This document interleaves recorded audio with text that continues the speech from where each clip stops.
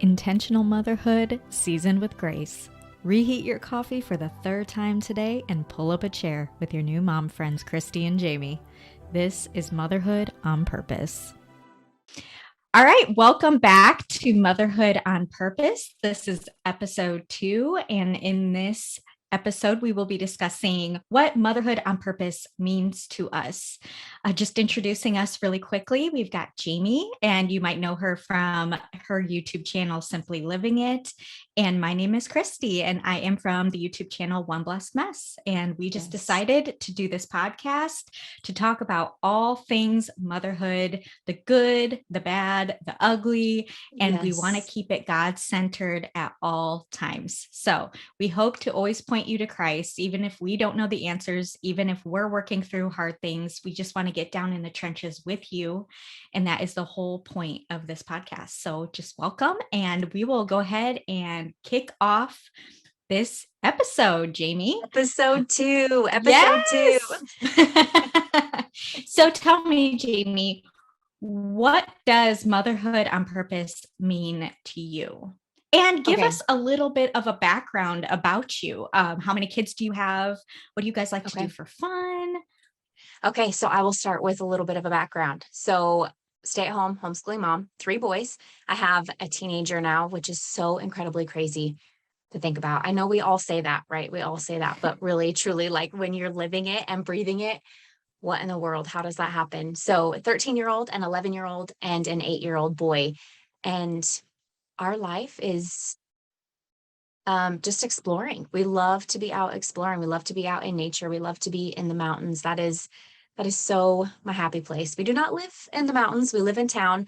But maybe someday that will be our thing. Camping, fishing, all of that stuff. That's kind of what we're into. So as far as motherhood on purpose, okay, the whole idea behind this. So in our last episode, in episode 1, we talked briefly about our vision for this podcast and the purpose for this space and what this space means to us. And so coming into episode 2, I want to share my heart as in what motherhood on purpose means, like why this name and what this whole phrase is. And for me, I've been doing a lot of searching, right, in my own situation and in our own life as to what motherhood on purpose actually means. And for me, it's like an atmosphere. Okay. It's that constant reminder. It's in and of every moment in your day, making one intentional good decision followed by another. And I'm going to screw up a million times. I screw up a million times every day, but it is that every moment, if I can just have that motherhood on purpose, because it's for his purpose. Okay. Motherhood on purpose for his purpose is all of it. And it's all connected. And that's something that is kind of being revealed to me in this season is being a wife. Okay. So let's talking about marriage, talking about parenting, about motherhood, about being a woman, about being a friend, homeschooling even. They're all connected together. And so one good intentional decision in each moment is so life-giving in so many ways, and seeking not perfection. And that's something we'll talk about, in another episode for sure, is the imperfections, right? But if in each moment, if I can have that motherhood on purpose, for his purpose, that's kind of where I'm at with this whole thing, is connecting all the pieces of this puzzle called life, if you will, and how every bit of it connects for such a greater purpose. Yes. Not for me, but for him. And so that's something I've really just been kind of dissecting in this current season that we're in, because I've talked about this a little bit, but it's so easy as a woman and as a mom to get distracted by all the things. And naturally, I would say I'm a pretty distracted person. Me too. I am, squirrel. Like I am easily distracted. Yes. And so it is an everyday process, an everyday renewing. And this verse, as I was reading this morning, just was put on my heart. Do not be conformed to the patterns of this world, but transformed by the renewing of your mind. And so motherhood on purpose is an intentional moment. Like when that connects in my brain, I'm going to do this on purpose. I'm going to renew my mind every morning, not every morning, because I'll fail at that too. But my intentions, right, are to renew my mind, motherhood on purpose for his purpose, my marriage for his purpose, homeschooling for his purpose, all of it. Like it's just a huge circle that goes together and fits together so beautifully when we can renew our mind and focus on him. This world will pull us away. This world will pull us in a million different directions, time and time and time again. And I get lost in it. I do. Mm-hmm. And just renewing my mind and refocusing and shifting my eyes back on him and the purpose that he has for me. And that goes even into our legacy. Okay. I have a vision for this legacy of my family, what is left for my family. And it's so incredibly beautiful. And it is not going to be what I can see it being if I am distracted and everywhere. Like I need to be present right now with my boys and intentional in these moments. And I ask God, line my day out for me. Help me to plan my day, because I will run away with all my own desires. We talked about that in our last episode, yes. Running in all the wrong directions, right? But if I can stop and be intentional and focus on him and his plan and in the moment, it's not about being perfect. That's not where we're going here at all. Not at all. But trying to be intentional in those moments and giving ourselves grace and apologizing to our children when we mess up, because we will a million times. And that's something that's new to me too, because I've not always. What just happened? Oh my goodness. Okay. What in the world? That was so creepy.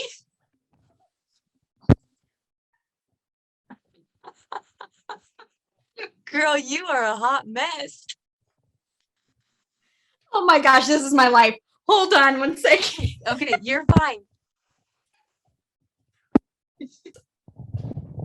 That was like the most creepiest thing ever to just that all was of a sudden pure Satan. Wow. My ring light has a tendency to go out sometimes, like something with the plug. I don't know, but I just readjusted it. So hopefully it'll stay on the rest of the time. That was awesome. That was motherhood on purpose. Yeah. There's no way to sum that up into one simple word or one simple phrase, but I do truly feel like it is intentionally trying to cultivate that atmosphere and renewing our minds, because like I said, I will be torn in a million different directions. We all are. We're all busy moms, and we all can get lost in that and get caught up in that. That's, I want to say, normal. Whereas the stopping and the pausing to be intentional in our moments is something that we can all kind of challenge ourselves to do, I think, to get better and have that awareness of, hey, I'm going to redirect my focus. I'm going to make one positive choice. And you step back. If you step back, take 2 steps backward, that's fine. The next one is going to be a positive choice. I'm going to make a good choice, an intentional choice. And then I'll fall back again throughout the day. Then I'll wander into the bathroom and get on my phone for a few minutes. And then it ends up being 15 minutes. And I've been in the bathroom just on my phone. Like it's okay to have those moments where we slip up. But okay, now let's redirect it. Now let's make some more good choices and be intentional. So motherhood on purpose, it's for his purpose. Yeah. Creating an atmosphere and an environment that I can continuously go to and just hear that and like be reminded, So that's for me. That's kind of all wrapped into this for me, and how everything, like I said, every piece of this connects. Every piece and avenue of our life that we are living connects. So yes, our podcast is Motherhood on Purpose, right? But we will talk homeschooling. We will talk marriage. We will talk our own personal struggles, all of it, because it's all connected. It is. So Christy, tell me and our listeners, a little more about you, your family. Give us a background, kind of introduce yourself, because I found it really funny. We were both so ready for episode 1, and we totally, as we were editing, we're like, we totally missed introductions. Like we were just ready to come out of the gates running, and we totally missed that part. So for those of you who may not be familiar with us in other avenues, over on YouTube or on our personal Instagram accounts, give us all a little background as to Christy, who you are and your life presently, and then tell us your motherhood on purpose, what this means to you. Well, I have been married for going on 13 years to my husband, Derek, and we have 5 kids. So I have 3 girls and 2 boys. I have all ages ranging from almost 11 all the way down to 8 months old. And we are on our 3rd year of homeschooling. So my kids were in public school for 3 years, and we decided to pull them out and start homeschooling. So that is when I started kind of documenting that journey on YouTube and created my YouTube channel, One Blessed Mess, which is actually named after a blog that I started back when my 2 youngest were babies.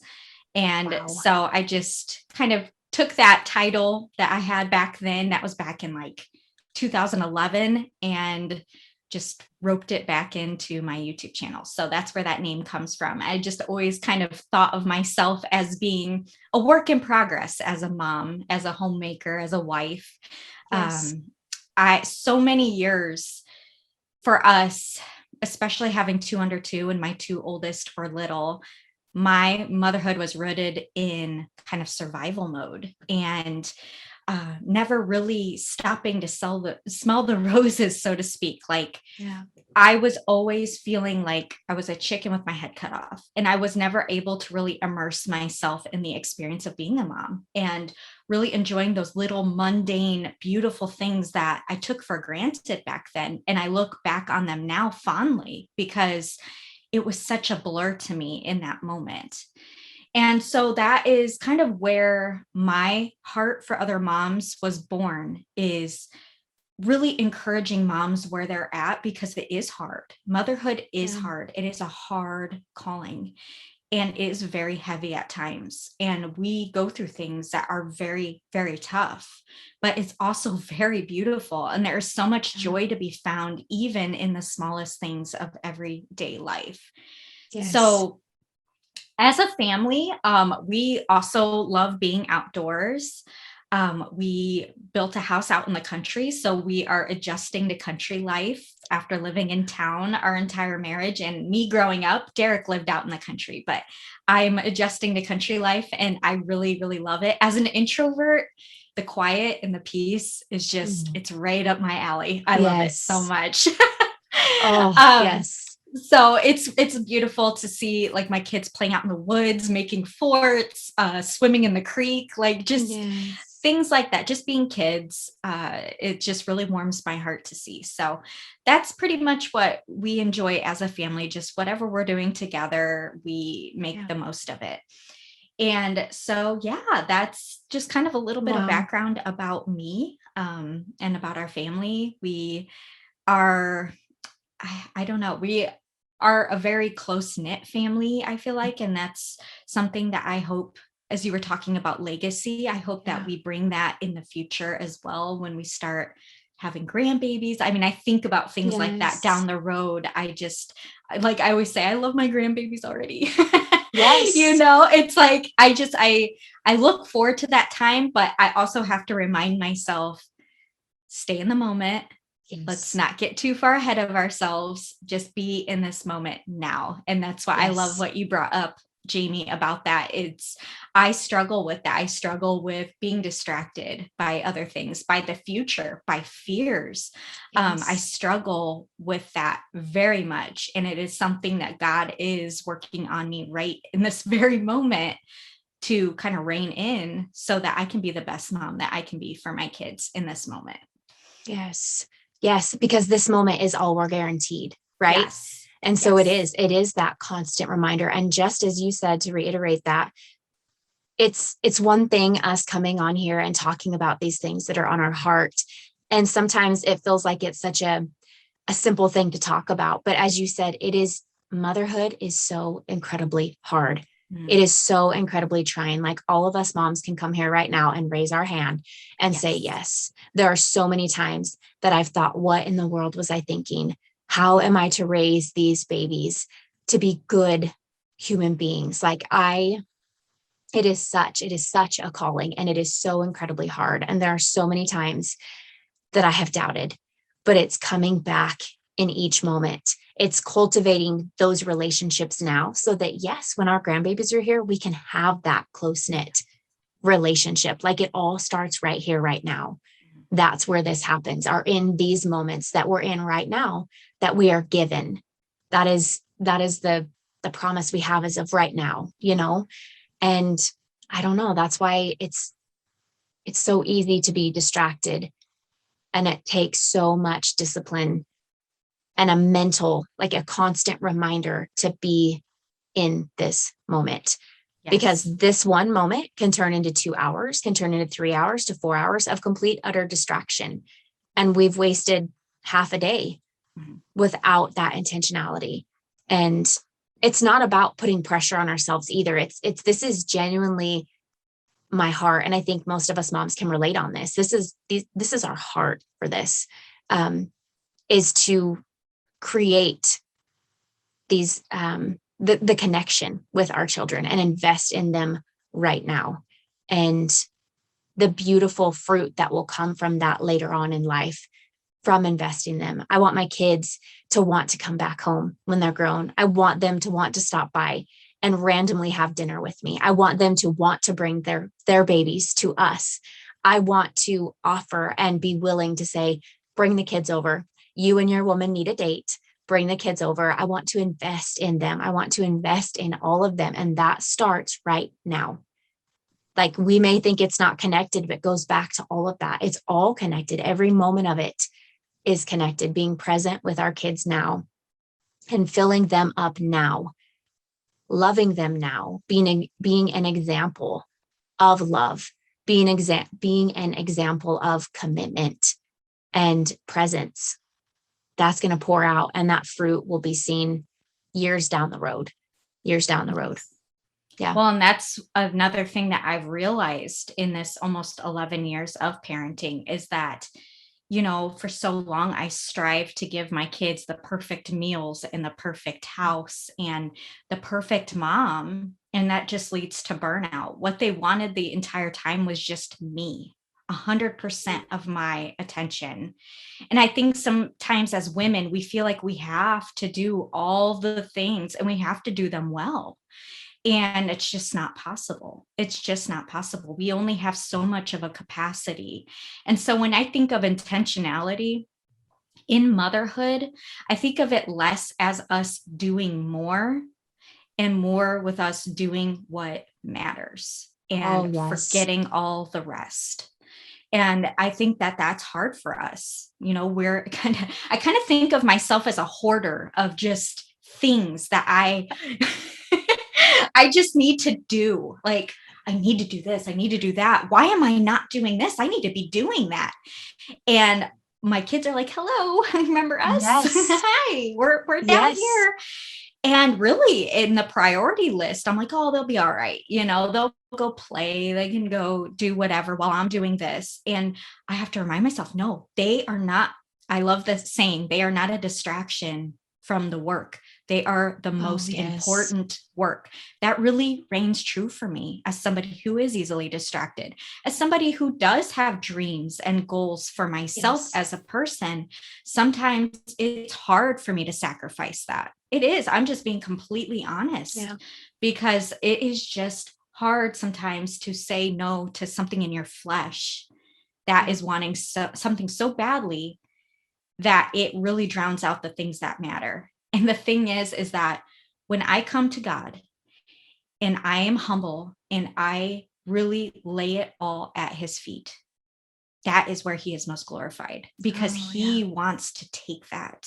He wants to be the shining star in my life, not my strivings, not my perfection. He wants to be that shining star in my life. So when I can admit, I can't do this, I can't. God gave me these gifts, these 5 little gifts that I have for a limited amount of time. I think I read somewhere that you basically only have your kids until they're 16. Because when they're 16, that's kind of where they start making up their mind about the kind of adult that they want to be. Wow. And that's like the most transformative years that you have them.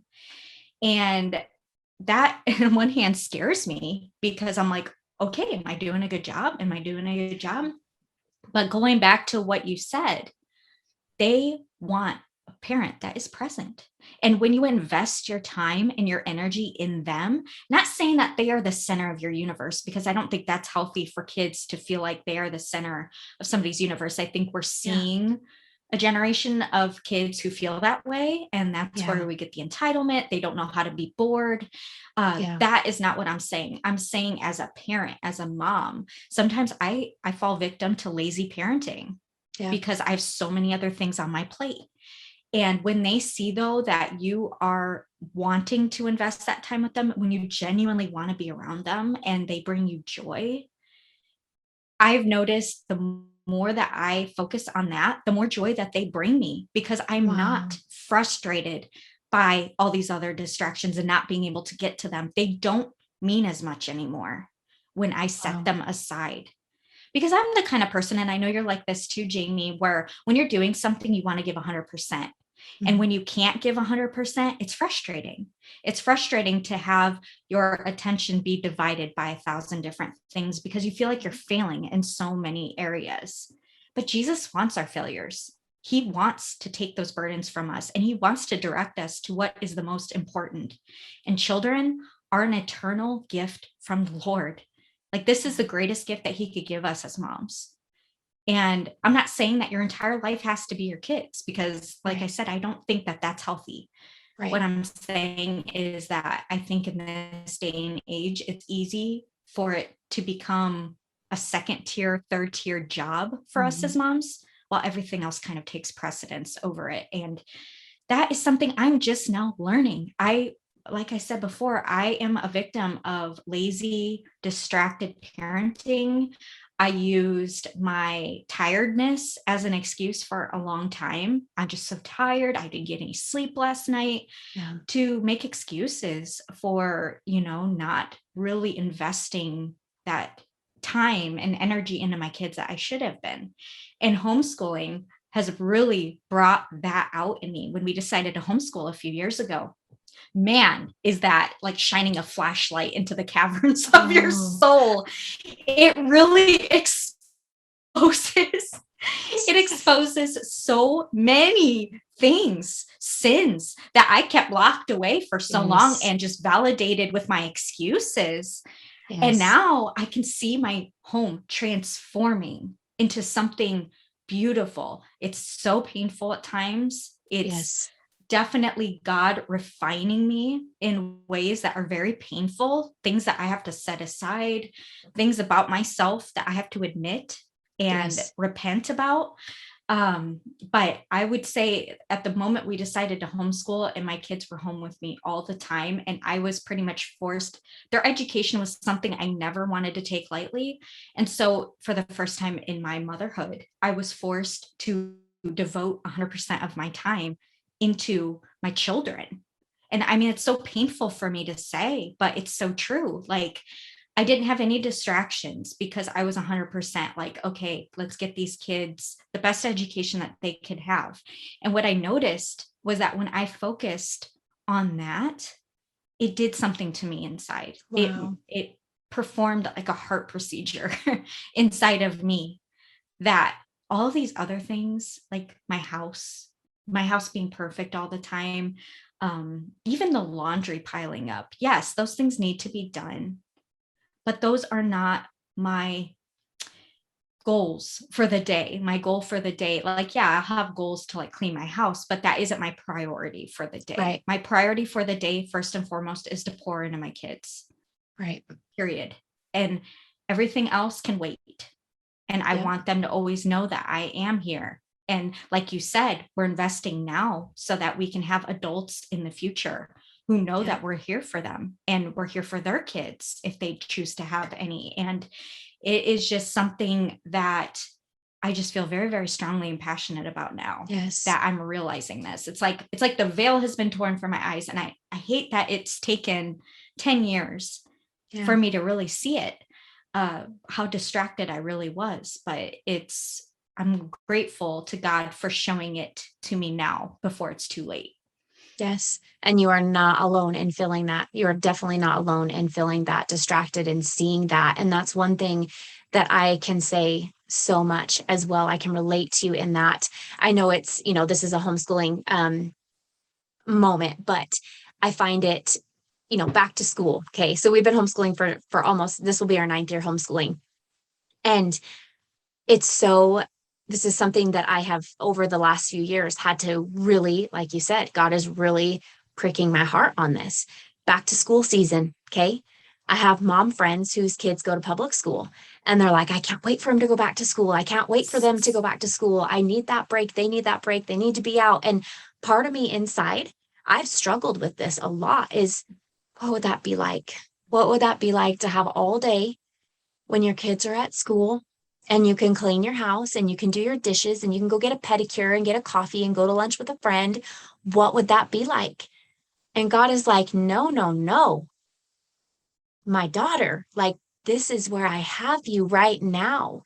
This is where I have called you. And I know that. I know God has called me to homeschool my boys. I would not be doing it had he not. I know this is right where he wants us. And why am I looking on the other side as to, I think sometimes that I could say that that's probably human nature to be like, wow, that would be nice for a season, but that doesn't come without struggle. That side has its own battles, right? All battles of its own. Yeah. Yeah. Oh, and yeah, you can relate to that. Yeah. Yeah. Oh, when you have your, what was she, 7 at the time, when you have your 7-year-old coming home, having been exposed to porn at school, there are things, we, for the most part, had a good experience at the public school that they went to, but there were things about the heart of my children that I wanted to protect. Just kids are growing up way too fast and they're exposed to way too much, and you can't stop it when they're at public school. Like, you can't, not that I want to shield my kids from the world. I read something really good about not putting your kids in a bubble, but putting them in a greenhouse so that you are basically covering them until they are ready to be out of that greenhouse. And it's not so much you're trying to shield them from everything in the world, because that's not possible. No. But I just felt very strongly. I was like, I can just see this going down a really, really rough path. And that was one of the reasons why we ended up ultimately pulling them. But I had that time where, my 2 oldest were at school. And at the time I only had Maddie, and she was a toddler at the time. And, I would take her out to Target, and we would, I'd get my drink and I'd have her in the cart, and we'd just browse Target and things. But you know what I realized? I wasn't any more productive with my kids at school than I am now. I actually feel like I am more productive now than I ever was with my kids at school, because I kind of fell into that lazy, like, oh, I guess you just do whatever I want kind of mentality. And so, it's the weirdest thing, but I had all of that time, all that free time, and I spent it. I can't even really think of all the productive things I really did in that time. Go to Target, did get some grocery shopping done, but that's about it. Clean my house every once in a while. But other than that, it was a lot of scrolling on my phone. Yes. And doing things like that. So it's just the funniest thing, you would think. That's so crazy. And it's really interesting to hear that side of it too, because on the other side, from my side looking out, it's like, that would be so wonderful to have that. But I think that's when we need to, for one, I need to check my heart, because this is right where God has me right now.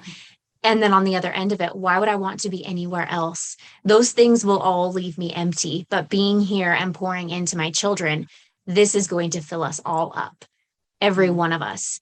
And absolutely. I want to touch on this really quick, because I feel like it all goes into that connection. But I was visiting with my grandparents last night, and I was just having a conversation with my grandpa about the impact that he has left on me. And that's where a lot of this legacy talk is coming from. My grandparents have been married for 61 years. They got married when they were 16 years old, had every reason under the sun to take every wrong path in their life. And I just sat with my grandpa at the dining room table and told him all of the things that I see in him and who he is to me and the legacy he's left behind and what I've always seen. And he said, honey, he said, I've made some really bad financial decisions. And I looked at him and I said, Grandpa, not one of those memories that I have from you were wrapped up in finances. It wasn't big fancy vacations. It was right here at this dining room table. It was on the living room floor playing trucks, or in the family videos we watch, or it was in those moments where he was present. He's always been present. He has poured into us. We've always known Grandpa loves us. Grandpa cares about us. He will sit and have undivided conversation for hours and hours and hours on end and not a single distraction. Like this man right here, to me, he is amazing. And that was such a timely conversation, because here we're not talking about finances, right? We're not talking about the things that we're sacrificing and the things that we are giving up. I wouldn't say giving up, but we're making choices. Right. And he is seeing the fruit of his time that he invested in his children and in his grandchildren, and now his great grandchildren, which are my kids. He's seeing that fruit. And so that conversation I just felt was really timely, because it ties so much into what we're talking about everything being connected. He was an available, present husband. He had every reason to go down and be an alcoholic and live a life of selfish desires, every reason under the sun to do that. And he didn't. He made conscious choices every day to provide for his family, to be a rock for his family, right? He made those choices every day. And so even our men, our husbands, our dads, those of us raising boys, this applies to their life in so many ways too, is that pouring into our family and the importance of that and how many generations it impacts. It's a generational thing. It's that legacy. Absolutely. That time. Yeah. Well, that's beautiful that your grandpa is just such an integral part of who you are because like you said, when you pour in all of that investment into even your grandkids or your great grandkids, it has a lasting impact. And they don't remember that you didn't have money. They don't remember that your house was unclean. They just remember you spending that time. And Derek 100.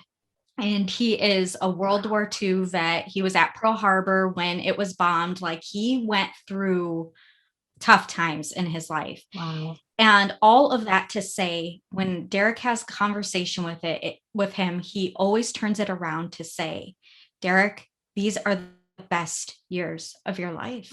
Like, this is what it's all about, is your family. This man has had fancy vacations. He's been through everything under the sun. He's had a couple of children die in very tragic ways. He's just been so much. And what mattered, his wife 2 years ago, what matters at the end of his life is family. That's it. That is it. Everything else goes away. Everything else goes away. Our aspirations, our careers, our money doesn't matter. Our money can help us feel comfortable at the end of our life, but at the end of it, we're not taking it with us. Our earthly treasures are not going to be going with us. What lasts on this earth is that eternal investment you make into your family. The effort you pour into your family and just simply loving your family. I'm not talking about monetary investment. I'm not talking about always having to do everything right, because a lot of that too is saying you're sorry when you're wrong and admitting when you're wrong and being a human to your kids, so that they're not seeing this beam of perfection from you or seeming perfection, because they won't ever learn how to apologize and to admit when they're wrong. And not only that, go ahead. Not only that, but then that's bleeding into them. And that's something I've been reading in one of the books I've been reading, that perfection right? A lot of times, we'll talk about this in a whole nother episode, but it can be tied to shame. That's something that is being brought to my attention. And with that then bleeds into your children. You can push that onto your children very much into where they're living their life, going to have to battle the same way you've battled, because that perfectionism has been weighed on them since they were little. It's been laid on them, And so, yes, it's not about any other thing. And that's, I love the wisdom that our grandparents can share with us, because it is exactly that. It's not the trips, it's not the vacations, it's nothing. And if that isn't the perfect spot, I think, to end this conversation, is the motherhood on purpose. It is the purposeful, intentional moments. It's taking that wisdom from our grandparents and saying, it is these moments. It's not the clean house. It's not the laundry being done perfectly folded. It's not a bedroom that's perfectly tidy. It's the track that I could take you in my living room right now and see the Costco boxes that are laid all around the house. And they have jumps and pillows and blankets all through my living room that they're driving their remote control cars on. Like, that's what they are doing. Like, that is what they'll remember. Not that our house was perfect all the time, because then it leads into that perfection. And so that's something, make sure that you follow here along on, whether on YouTube or your podcast platform, because we are going to dive into so much of this in the future, perfection and shame, and so many wonderful conversations to come that I look forward to so very much. I'm just so happy. And authenticity, being authentic. What is the point of us coming here and talking about these things? It's being authentic and saying, moms, we're right here with you. We want to have these conversations. We want you to know you're not alone in it. We're not alone in it. It's nice to have community and comfort and friendship and fellowship and encouragement, and to give each other hope. Yes. Hope. This is where I was, and look where we're at now. Look what God is doing in our lives every single day, every single moment. It's to give each other hope. That is motherhood. I love that you touched on that too, because it's one thing to talk about our problems and our struggles, but a lot of times those conversations are kind of a dead end, because they may make us feel good in the moment to be able to get that off our chest. I think it's great that we could talk about those things openly, but where's the hope? Where's the victory? I mean, are we ever going to get better? And that is something else I want to touch on our podcast, is like, not only are we going to be sharing our shared struggles and get in the trenches with you, we're also going to be sharing with you that hope that can be found in Jesus and what he does to us in our hearts, because only he can work on our hearts. We can strive for, like we talked about, that perfection. We could strive to be a perfect mom, but you will crash and burn at some point.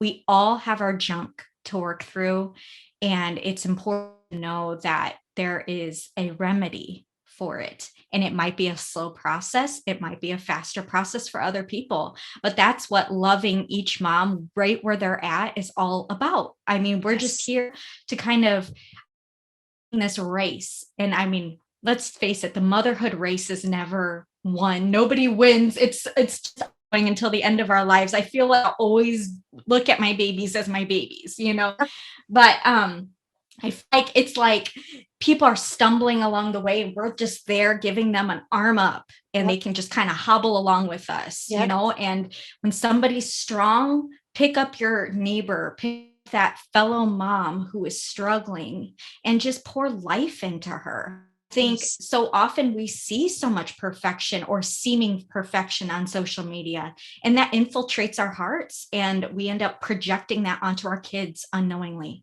And so, I'm just so glad that you guys were able to join us today. And like Jamie was saying, we are going to have so many conversations dealing with perfectionism, dealing just with issues of our hearts as moms, issues as wives, even homeschooling. If we have any homeschooling listeners out there, we have so many wonderful things planned for this podcast. So be sure to be subscribed to our podcast wherever you're listening, whether that is on a podcast platform or on YouTube.